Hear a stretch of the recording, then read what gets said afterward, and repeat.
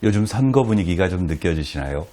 코로나19로 조용한 선거운동이 진행되고 있어 예전 같지는 않지만 이제 지역마다 활발하게 움직이는 유세차와 운동원들을 보면 선거임을 실감할 수 있습니다.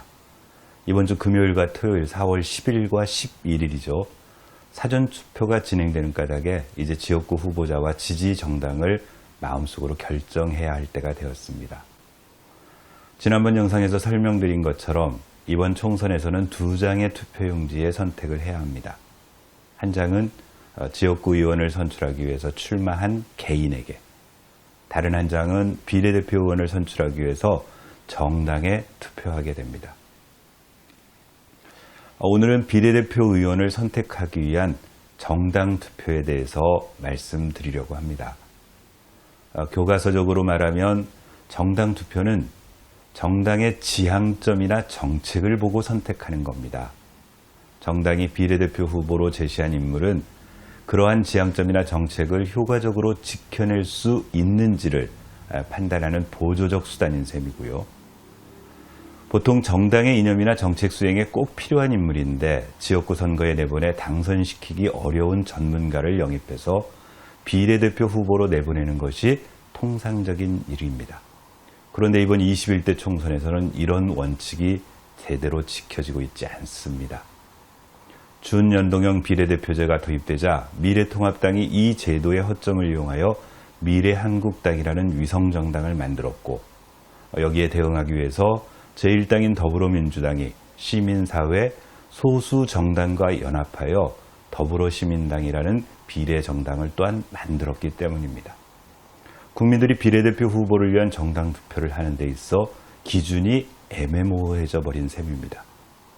합당을 전제로 한 위성정당이나 원래의 정당으로 돌아가기로 한 연합정당의 정책이라는 것이 선택의 기준이 되기가 어렵고, 게다가 후보로 선정한 인물들조차도 여러 가지 요인들에 의해 뒤섞여 버려서 인물을 보고 선택하는 것도 의미가 퇴색되어 버렸습니다.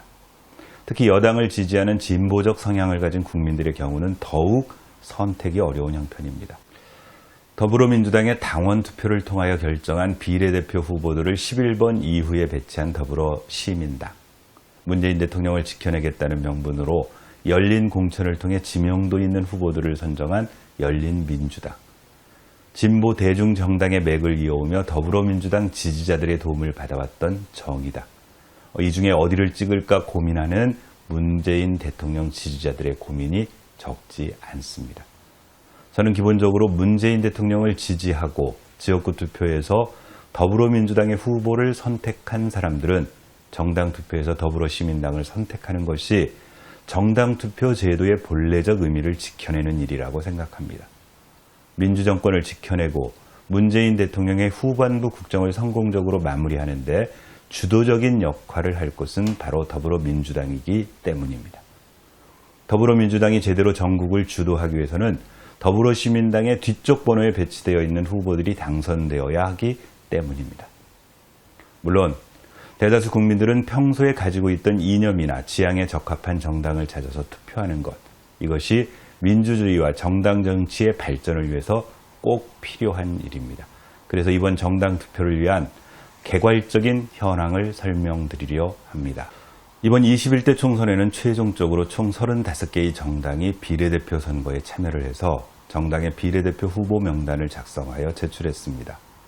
현행 선거법에는 지역구 의석 5개 또는 직전 선거 득표율 3%의 기준을 만족하는 정당이 전국적 통일 기호를 부여받게 되어 있는데, 이번에는 1번 더불어민주당, 2번 미래통합당, 3번 민생당, 4번 미래한국당, 5번 더불어시민당, 6번 정의당이 여기에 해당합니다.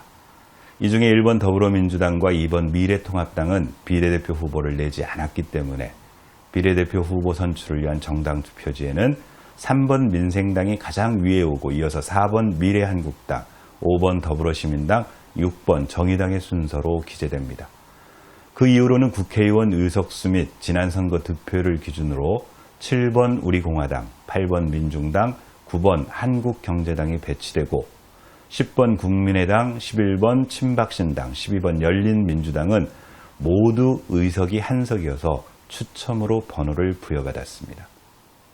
그 이후 13번 코리아당부터 37번 홍익당까지 모두 25개의 정당이 명칭의 가나다 순으로 번호를 부여받았죠. 비례대표 선거 참여 정당이 총 35개로 확정되면서 정당 투표용지는 48.1cm의 길이로 제작됩니다. 미통당의 황교안 대표가 키 작은 사람은 투표용지를 들 수도 없겠다는 발언으로 물의를 빚은 이유가 여기에 있습니다. 또한 정당 투표지가 투표지 분류기에 넣을 수 있는 길이를 넘어서서 100% 수개표로 진행이 되게 됩니다. 아마 여러분은 이미 가정으로 배달된 선거 공보물을 받아보셨을 겁니다. 여기에는 해당 지역구의 후보자 공보물과 함께 12개 정당의 정당 공보물이 들어있습니다. 비례대표 후보자를 낸 35개의 정당 중에 선거 비용 등의 문제로 선거 공보물은 12개 정당만이 제출한 겁니다. 이제 12개 정당의 공보물을 중심으로 간단한 설명을 드리도록 하겠습니다. 먼저 민생당입니다. 오로지 민생이라는 캐치프레이즈로 바른미래당, 대한신당, 민주평화당이 하나 되어 새롭게 출범했다는 민생당은 단 한 사람의 국민도 놓치지 않는 민생우선 5대 공약을 내걸고 한국직업건강간호협회 회장인 정혜선 서울대학교 보건학 박사를 비롯하여 총 20명의 후보 명단을 제출했습니다. 미래한국당입니다. 다들 아시는 대로 미래통합당의 위성정당으로 미래통합당에서 파견한 대표와 의원들에 의해서 기호와 후보가 결정되었습니다. 한선교 전 대표의 독자적 공천이 거부되고 기존 미래통합당의 비례후보와 독자적 비례후보를 혼합하여 윤주경 전 독립기념관장을 비롯한 39명의 후보 명단을 제출하였습니다. 공보에는 미래한국당이 10대 정책을 제시하였는데 미래통합당과 합당을 전제로 한 만큼 이 정책이 무슨 의미가 있을지 의문입니다. 다음 더불어시민당입니다. 더불어민주당이 독자적인 비례후보 공천을 포기하고 시민사회 및 소수정당과 연합하여 비례대표 후보를 공천한 더불어시민당은 문재인 대통령과 함께 집권여당과 함께 국정현안을 해결하겠다는 공약을 제시하며 1번부터 10번까지는 신현영 명지병원 코로나 역학조사팀장을 비롯한 시민사회의 공모 후보와 소수정당의 추천 후보로 배치하고 11번 이후에는 더불어민주당에서 당원 투표로 결정된 최혜영 강원대학교 사회복지정책학과 교수 등을 배치하여 총 30명의 후보 명단을 제출했습니다. 다음은 정의당입니다. 대한민국을 진보하게 하는 힘, 이번에는 정의당. 이런 캐치프레이즈를 내건 정의당은 가장 짜임새 있는 정당 공보물을 만들었습니다.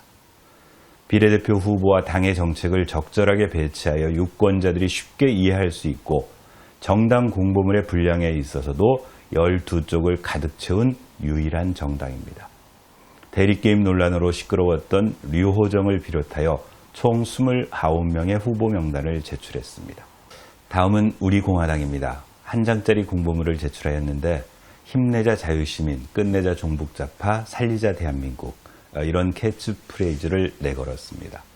그런데 최혜림 대변인을 비롯한 15명의 비례대표 후보 명단은 잘 안 보이고 박근혜 전 대통령의 사진만을 크게 내걸었습니다.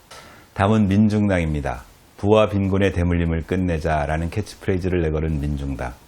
5천만이 땀 흘려 이룬 부를 왜 1%가 독식합니까? 라는 문구처럼 가장 선명하고 진보적인 정책을 내걸고 있습니다.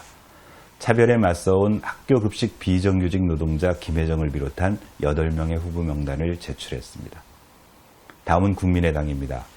언행일치라는 구호에 의사가운을 입은 안철수의 사진, 늘 국민의 곁에 있겠습니다라는 캐치프레이즈, 마치 안철수의 대선 공보물처럼 느껴집니다.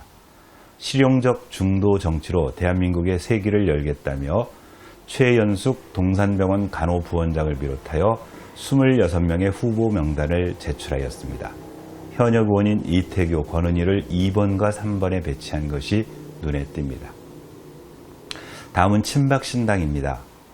망해가는 대한민국, 문재인 퇴출로 반드시 살려나겠습니다. 라는 슬로건 아래 이승만, 박정희, 박근혜 등 전 대통령의 사진을 배치하였네요. 건국, 부국, 반공의 상징이랍니다.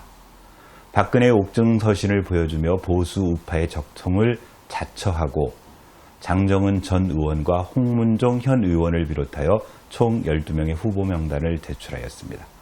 다음은 열린민주당입니다. 국회개혁, 검찰개혁, 언론개혁, 경제개혁, 농업개혁, 교육개혁과 성범죄로부터 보호받는 사회를 만들기 위한 세부적 정책을 내걸고 열린 공천에 의해 선정한 도시계획 전문가 김진애 전 의원을 비롯하여 17명의 후보 명단을 제출하였습니다. 최강욱, 김의겸, 주진영, 황희석, 안원구 등 논란의 중심에 섰던 대중적으로 많이 알려진 후보가 포진되어 있습니다.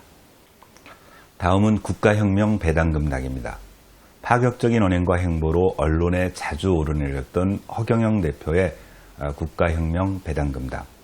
18세부터 1인당 매월 150만 원씩의 국민 배당금을 평생 지급한다는 등 국가가 국민에게 이런저런 명목으로 엄청난 돈을 지급한다는 것이 공약의 대다수입니다. 이비인후과 원장인 이미열을 비롯하여 22명의 다양한 사람들을 후보로 제출하였습니다. 다음은 기독자유통일당입니다. 문재인 정권 심판, 공산주의 개헌, 내각제 개헌을 막아내겠습니다. 라는 구호를 내건 기독자유통일당은 전 경기도지사였던 김문수 잠원위원장을 공보문의 표지에 내세웠습니다. 광화문 함성으로 반드시 정권을 심판하겠다며 이해란 자유통일문화원 원장을 비롯한 21명의 후보 명단을 제출했습니다. 마지막으로 여성의 당입니다. 더 이상 남성 중심 정당에 맡길 수 없다라는 구호하에 사랑하는 딸의 안전을 위해, 사랑하는 손녀의 미래를 위해라는 슬로건으로 대한민국 최초의 여성 의제 정당을 표방하며 이지원 공동대표를 비롯한 4명의 여성 활동가를 후보 명단에 올렸습니다. 이렇게 공보물을 보내준 정당이야 꼼꼼하게 정책을 따져보고 정당에서 정한 후보들의 면면을 살펴볼 수 있지만 그렇지 않은 23개의 정당은 어떻게 정책과 후보 명단을 확인할 수 있을까요? 온라인으로 가능합니다. 중앙선거관리위원회 홈페이지에 정책공약 알림이에 들어가 보시면 온라인으로 정당별 선거 공보물을 보실 수 있습니다. 다만 여기 온라인에도 선거 공보물을 제출하지 않은 정당은 특별한 확인 방법이 없습니다. 양당 체제의 단점을 극복하고 보다 많은 소수 정당이 다양한 국민들의 요구를 대변하게 하려던 연동형 비례대표제가 제대로 정착되지 못한 이번 총선. 우리 현명한 유권자들이 정당의 정책을 꼼꼼히 살펴보고 평가하여 투표하는 성숙한 모습을 보여주는 21대 총선이 되기를 기대합니다. 권봉수 TV입니다.